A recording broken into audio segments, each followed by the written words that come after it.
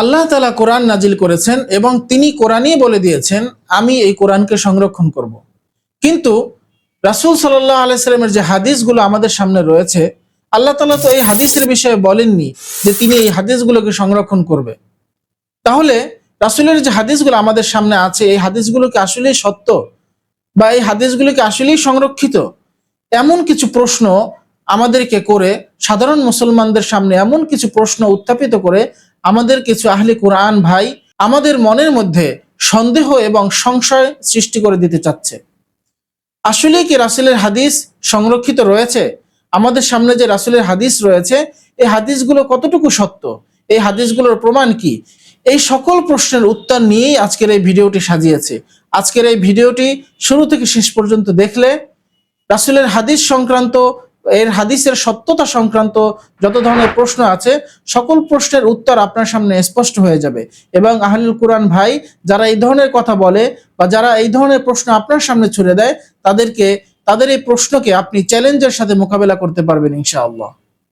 আমাদের দেশে কিছু কথিত আহলুল কোরআন ভাই আছে, তারা আপনার সামনে এসে তারা বলবে আমি কোরআন বিশ্বাস করি, আল্লাহ তাআলাই তো বলে দিয়েছেন কোরআনের মধ্যেই তিনি তার ইসলামের সকল জীবন বিধান তিনি কোরআনের মধ্যেই দিয়ে দিয়েছেন, তাহলে আমরা হাদিস কেন মানব? হাদিসের কথা তো আল্লাহ তাআলা বলেননি। আল্লাহ তাআলা তো বলেননি যে হাদিস সংরক্ষিত। আল্লাহ তাআলা তো বলেছেন তিনি কোরআনকে হেফাজত করবেন, কোরআনকে সংরক্ষিত রাখবেন। কিন্তু হাদিসকে আমরা কেন মানব? এই ধরনের খুব সুন্দর এবং সহজ প্রশ্ন আমাদের সামনে করে। আমাদের মধ্যে যারা সাধারণ মুসলমান, আমরা তো তখন চিন্তায় পড়ে যে আসলেই তো কথা ঠিক। আল্লাহ তাআলা তো কোরআনে বলেছেন তিনি কোরআনকে সংরক্ষণ করবেন, হাদিসকে তো সংরক্ষণ করার কথা তিনি বলেননি। তাহলে হাদিস সংরক্ষণ কে করবে? হাদিস কি সংরক্ষিত? তখন আমাদের মনের মধ্যে সংশয় ঢুকে যায়, আমরা চিন্তায় পড়ে যাই। তারা কোরআনের যে আয়াত দিয়ে এই বিষয়ে দলিল দেয়, তারা বলে আল্লাহ সুবহানাহু ওয়া তাআলা কোরআনের মধ্যে ইরশাদ করেছেন ইন্না নাহনু নাযালনা যিকরা ওয়া ইন্না লাহু লাহাফিজুন। আমি এই কোরআনকে নাজিল করেছি, আমি এর সংরক্ষণ করব। আল্লাহ সুবহানাহু ওয়া তাআলা কোরআনে এমনটি বলেছেন। তারা যে প্রশ্ন করে, তাদের প্রশ্ন দিয়ে তাদেরকে সহজেই উত্তর দিয়ে দেওয়া যায়। কারণ আল্লাহ সুবহানাহু ওয়া তাআলা আয়াতের মধ্যে বলেছেন ইন্না নাহনু নাযালনা যিকরা ওয়া ইন্না লাহু লাহাফিজুন। আল্লাহ তাআলা কিন্তু বলেননি, আল্লাহ তাআলা বলেছেন আমি নাজিল করেছি জিকির এবং এই জিকিরকে আমি সংরক্ষণ করব। আল্লাহ তাআলা বলেছেন ইন্না নাহনু নাযালনা যিকরা। আল্লাহ তাআলা কিন্তু বলেননি ইন্না নাহনু নাযালনাল কুরআন, আমি কোরআন নাজিল করেছি, এই কথা আল্লাহ তাআলা বলেননি। আল্লাহ তাআলা বলেছেন ইন্না নাহনু নাযালনা যিকরা ওয়া ইন্না লাহু লাহাফিজুন। সুতরাং এখানে আল্লাহ সুবহানাহু ওয়া তাআলা আয়াতের মধ্যে জিকির দ্বারা কিন্তু শুধু কোরআনকেই বুঝেননি। আল্লাহ সুবহানাহু ওয়া তাআলা এখানে জিকির দ্বারা কোরআন এবং রাসূল সাল্লাল্লাহু আলাইহি সাল্লামের হাদিস এগুলোকে বুঝিয়েছেন। রাসূলের হাদিস এবং কোরআন দুটি কিন্তু ভিন্ন বিষয় নয়। একটা হচ্ছে আল্লাহ তাআলার থেকে সরাসরি কোরআন আমাদের মধ্যে এসেছে, যেগুলো আমরা সরাসরি আমাদের জীবন বিধান হিসেবে মানি, এবং এই কোরআনের ব্যাখ্যাই হচ্ছে হাদিস। কোরআনকে বুঝতে হলে আমাদের হাদিসকে মানতে হবে। এজন্য আল্লাহ সুবহানাহু ওয়া তাআলা বলেছেন ইন্না নাহনু নাযালনা যিকরা ওয়া ইন্না লাহু লাহাফিজুন। আমি জিকির নাজিল করেছি এবং এই জিকিরকে আমি সংরক্ষণ করব। সুতরাং তারা যে প্রশ্ন করে তাদের প্রশ্নের মধ্যে উত্তর রয়েছে। তবে আরো কিছু বিষয় জানা প্রয়োজন। একজন মুসলমান হিসাবে এতটুকু উত্তর দিয়ে আপনি ক্ষান্ত হওয়া আপনার জন্য সাজে না। আপনার জানা উচিত আমাদের সামনে যে রাসূল সাল্লাল্লাহু আলাইহি সাল্লামের হাদিসগুলো এসেছে, এই হাদিসগুলো কতটা যুক্তি নির্ভর এবং এই হাদিসগুলো কতটা বিশ্লেষণের মাধ্যমে, কতটা নিখুঁত ভাবে এর বিশ্লেষণের মাধ্যমে আমাদের সামনে এসেছে, এগুলো আমাদের মুসলমান হিসেবে পরিপূর্ণভাবে জানা প্রয়োজন। রাসূল আকরাম সাল্লাল্লাহু আলাইহি সাল্লাম তিনি যখন হাদিস বর্ণনা করতেন তার যুগে, তখন সাহাবায়ে কেরামরা দুই ভাবে এই হাদিসগুলো মুখস্থ রাখতো। একটা হচ্ছে লিখিত অবস্থায়, আরেকটি হচ্ছে মুখস্থ করে এই হাদিসগুলো সংরক্ষিত রাখতো।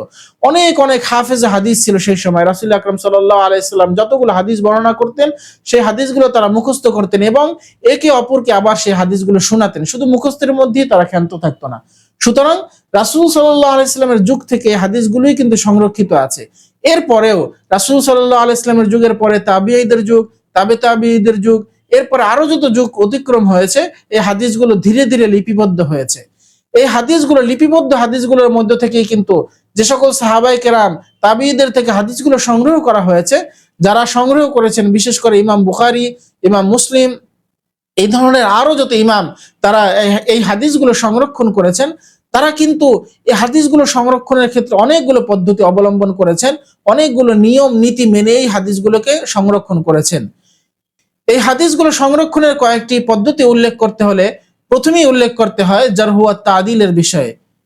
এই বিষয়টা আপনি অত্যন্ত নিবিড়ভাবে যদি চিন্তা করেন, একটা হাদিস যেই ব্যক্তি বর্ণনা করেছে, রাসূল আকরাম সাল্লাল্লাহু আলাইহি সাল্লাম থেকে বর্ণনাকারী ব্যক্তি পর্যন্ত যতগুলো ভায়া, যতগুলো ব্যক্তি এই হাদিসটি বর্ণনা করেছে, রাসূল থেকে যেই সাহাবী, সেই সাহাবী থেকে যিনি যেই তাবি, যেই তাবি থেকে তাবে তাবি, এভাবে যে ধাপে ধাপে যতগুলো ব্যক্তি এই হাদিসের সাথে সম্পর্কিত রয়েছে, এই হাদিস বর্ণনার মধ্যে রয়েছে, প্রত্যেকটি ব্যক্তির চরিত্র সম্পর্কে, প্রত্যেকটি ব্যক্তির চরিত্র কতটা ভালো, এগুলো সবকিছু বিশ্লেষণ করে যেই যেই ব্যক্তিদের চরিত্রের মধ্যে কোনো দোষ পাওয়া যায়, তাদের হাদিসগুলো কিন্তু এখানে গ্রহণ করা হয়নি। এই হাদিস বর্ণনাকারীদের মধ্যে কারো জীবনের মধ্যে যদি এমন পাওয়া যায় যে সে জীবনে একবার মিথ্যা কথা বলেছে, তার হাদিসও কিন্তু এখানে গ্রহণ করা হয়নি। দ্বিতীয় বিষয় হলো আম্মা উর রিজাল, অর্থাৎ যে সকল বর্ণনাকারী, যে সকল রাবি এই হাদিসগুলো বর্ণনা করেছেন, প্রত্যেক রাবির জীবন বৃত্তান্ত, বাবা মার নাম সহ প্রত্যেকটা ব্যক্তির সকল জীবন বৃত্তান্ত সবকিছু লিখিত আকারে রয়েছে। এমন কোনো ধর্মগ্রন্থ আপনি পাবেন না যেই ধর্মগ্রন্থের বর্ণনাকারী বা যেই ধর্মগ্রন্থের কোনো বাণী যারা বর্ণনা করেছেন, প্রত্যেক ব্যক্তি বর্ণনাকারী প্রত্যেক ব্যক্তির জীবনী সুন্দরভাবে সংরক্ষিত রয়েছে। তৃতীয় বিষয় হলো মুস্তালাহুল হাদিস, হাদিসের স্তর সম্পর্কেও প্রত্যেকটি হাদিসের বিষয় সেগুলো বিশ্লেষিত রয়েছে। হাদিসের কোন হাদিসটা হচ্ছে সহি, কোন হাদিসটা দুর্বল, কোন হাদিসটার উপর আমল করা যাবে না, কোনটা মৌজু বা কোনটা বানোয়াট বা কোনটা জাল হাদিস, সকল বিষয়ে কিন্তু আমাদের যে সকল হাদিসের কিতাবগুলো রয়েছে প্রত্যেকটি কিতাবই সংরক্ষিত রয়েছে। এবং দ্বিতীয় তৃতীয় হিজরিতে যে সকল হাদিসের কিতাবগুলো লেখা হয়েছে, প্রত্যেকটি হাদিসের পাণ্ডুলিপি সকল কিছু বিভিন্ন বড় বড় লাইব্রেরিতে সংরক্ষিত রয়েছে। মিশর, তুরস্ক, সিরিয়া সহ বিভিন্ন দেশের লাইব্রেরির মধ্যে এই হাদিসের হাতে লেখা কপিগুলো সংরক্ষিত রয়েছে। আপনি জেনে আরো অবাক হবেন যে প্রায় 1000-এর অধিক বছর পূর্বে যে সকল হাদিসগুলো হাতে লিখে সংগ্রহ করা হয়েছিল, সে সকল হাতে লেখার কপিগুলো এবং আজকের যে কম্পিউটারে ছাপানো যে কপিগুলো সম্পূর্ণ হুবহু এক। এটাই হচ্ছে ইসলামের সৌন্দর্য।